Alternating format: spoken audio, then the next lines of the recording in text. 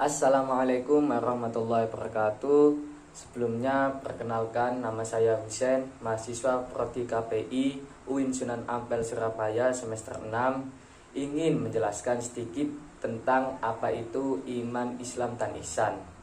Di sini saya juga mengambil referensi dari jurnal Implementasi Nilai Iman, Islam, dan Ihsan pada Pendidikan Agama di Perguruan Tinggi Umum volume 02 nomor 1 tahun 2021.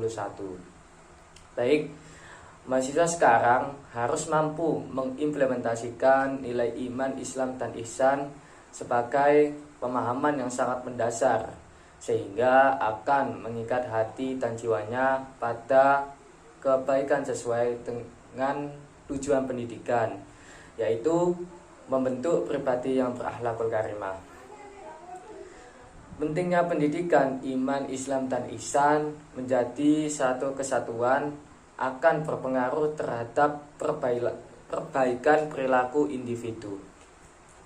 Pendidikan iman, Islam, dan ihsan merupakan tanggung jawab para pendidik untuk melahirkan generasi yang berpijak pada landasan iman, Islam, dan ihsan yang sempurna, yang juga diridhoi oleh Allah Subhanahu wa Ta'ala. Al-Ghazali yang dikutip oleh Bukhari Umar menjelaskan bahwa tugas pendidik dalam pendidikan Islam yang utama adalah menyempurnakan, membersihkan, menyucikan, serta membimbing hati manusia untuk mendekatkan diri atau istilahnya taqarrub kepada Allah Subhanahu wa Ta'ala. Oleh karena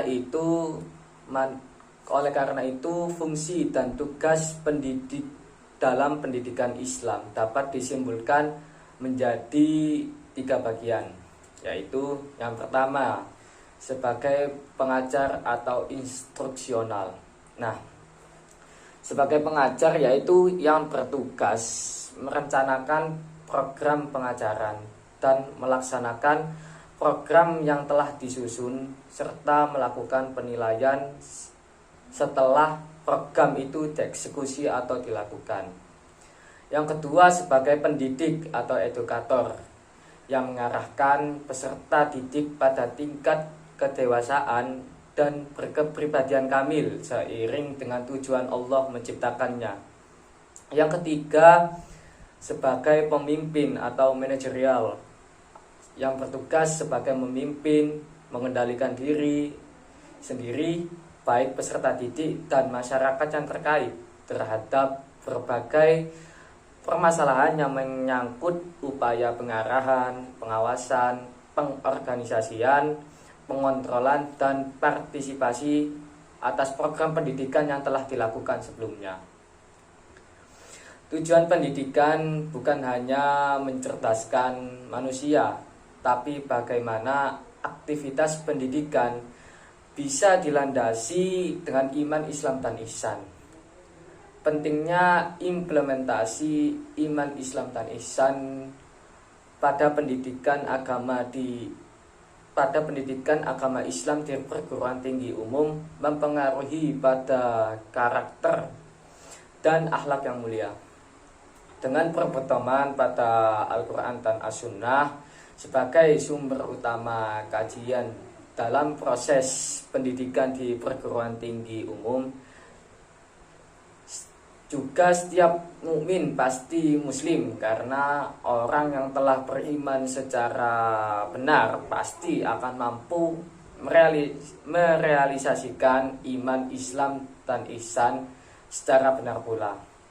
Seperti dijelaskan dalam Al-Quran, Allah berfirman, yaitu orang-orang Arab Badui itu mengatakan, kami telah beriman. Katakanlah, kalian belum beriman, tetapi hendaklah kalian mengatakan, kami telah berislam. Quran Surat Al-Hujurat ayat 14. Di perguruan tinggi sendiri sangat penting kita mampu mengimplementasikan nilai-nilai tersebut, dikarenakan nilai-nilai tersebut akan sangat mempengaruhi bagi kehidupan pribadi kita, kehidupan bersosial kita. Kalau setiap mahasiswa zaman sekarang mampu sudah mampu mengimplementasikan nilai-nilai tersebut, pastinya keridhaan ilmu yang telah dicarinya selama berada di bangku perkuliahan pasti akan menjadi suatu ilmu yang insya Allah akan bermanfaat bagi dirinya sendiri, bagi orang banyak, maupun secara luasnya bagi bangsa dan negara. Karena nilai-nilai tersebut merupakan nilai-nilai yang sangat bagus dan sangat mulia. Oleh karena itu, kita sebagai mahasiswa muslim di perguruan tinggi agama baik umum, sewajarnya kita mencontoh ilmuwan-ilmuwan zaman dahulu dalam mencari ilmu ya.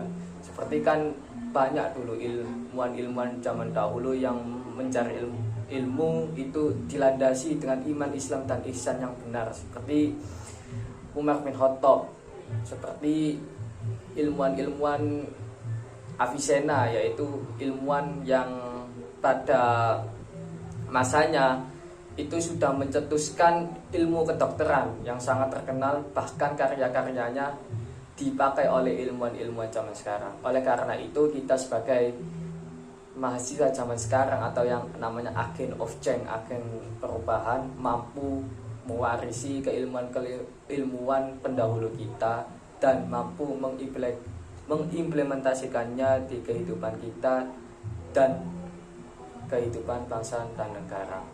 Oleh karena itu, sekian ceramah singkat dari saya.